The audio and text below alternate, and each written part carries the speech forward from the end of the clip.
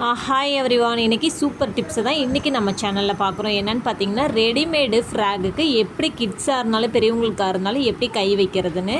So இப்போ பாருங்கள், நம்ம ஸ்லீவ் அட்டாச் பண்ணுறதுக்கு ஃபஸ்ட்டு வந்து நம்ம பர்ஃபெக்டாக நூல் எடுத்துகிட்டு இப்போ வந்து பார்த்திங்க அப்படின்னா 2 கிளாத் அவங்க கொடுத்துருக்காங்க. ஸோ லைனிங் கிளாத்தும் மேல் கிளாத்தும். இப்போ நான் நல்ல பக்கமாக வந்து மேல் கிளாத்துக்கு மேலே லைனிங் வச்சுட்டு ஸ்ட்ரெயிட் ஸ்டிச்சிங் நான் கொடுக்குறேன் ஒரு 1/2 இன்ச்சுக்கு கொடுத்துட்டு இப்போ நான் என்ன பண்ணுறேன் அப்படின்னு கேட்டிங்கன்னா, மறுபடியும் படிமான தையல் போடுறேன். ஓகேங்களா? ஸோ இந்த படிமான தையல் எப்பயுமே ரெடிமேடு ஸ்லீவ் வந்து இந்த மாதிரி டைப்பில் தான் அவங்க கொடுப்பாங்க. ஒரே சதுர டைப்பில் தான் இருக்கும். ஸோ நம்மளோடைய நீளம் இருக்கும். ஸோ அதாவது நம்ம வந்து ஸ்லீவ் வந்து நம்ம தான் அர்காட் பண்ணுற மாதிரி கொடுப்பாங்க எப்பயுமே. இப்போ நீங்கள் என்ன பண்ணுறீங்க அப்படின்னா, சுற்றிலுமே நம்ம ஸ்டிச்சிங் பண்ணிக்கணும். ஏன்னா அப்போ தான் வந்து உங்களுக்கு பீஸ் வந்து விலகாமல் கரெக்டாக பர்ஃபெக்டாக சுருக்கம் எதுவும் இல்லாமல் உங்களுக்கு ஸ்டிச்சிங் நீட்டாகவே இருக்கும். ஓகேங்களா?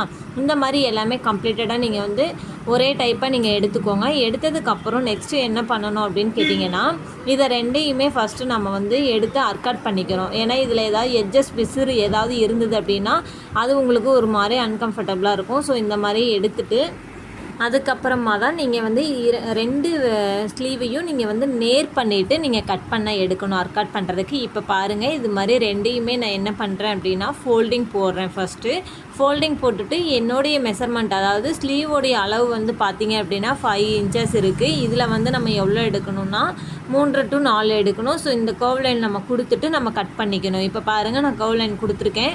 ஸோ இதை நம்ம கட் பண்ணி எடுத்துட்டோம். இப்போ நம்ம இந்த மாதிரி பண்ணும்போது தான் கரெக்டான ஒரு கிளாத்து வரும். இப்போ நான் வந்து என்ன பண்ணுறேன், ஆம்கோலில் ஜாயிண்ட் இருக்கிறத நான் வந்து தையில் வந்து பிரித்து விட்டு இப்போ ஷோல்ட்ரு பகுதியும், ஸோ இது 2யும் நம்ம ஆல்ரெடி ஃபோல்டிங் போட்டிருக்கோம் இல்லையா? ஸோ இதை வந்து நம்ம ஓப்பன் பண்ணி விட்டுட்டு கரெக்டாக இந்த எட்ஜஸும் அந்த எட்ஜஸும் ஈக்குவலாக இருக்கா அப்படின்னு பார்த்துட்டு நம்ம என்ன பண்ணணும்னா ஷோல்டரை நேர் பண்ணிவிட்டு தான் நம்ம ஃபஸ்ட்லேருந்து எடுக்கணும். நீங்கள் அதை விட்டுட்டு நீங்கள் ஃபஸ்ட்லேருந்தே நீங்கள் எடுத்தீங்க அப்படின்னா கை ஸ்லீவ் வந்து ஜாயின் பண்ணும்போது ஒரு ஃபினிஷிங் இல்லாமல் இழுத்துட்டு இருக்க மாதிரி இருக்கும். ஸோ அதனால் இந்த மாதிரி நீங்கள் ஃபார்முலா ட்ரை பண்ணும்போது உங்களுக்கு ரொம்பவே யூஸ்ஃபுல்லாக இருக்கும்.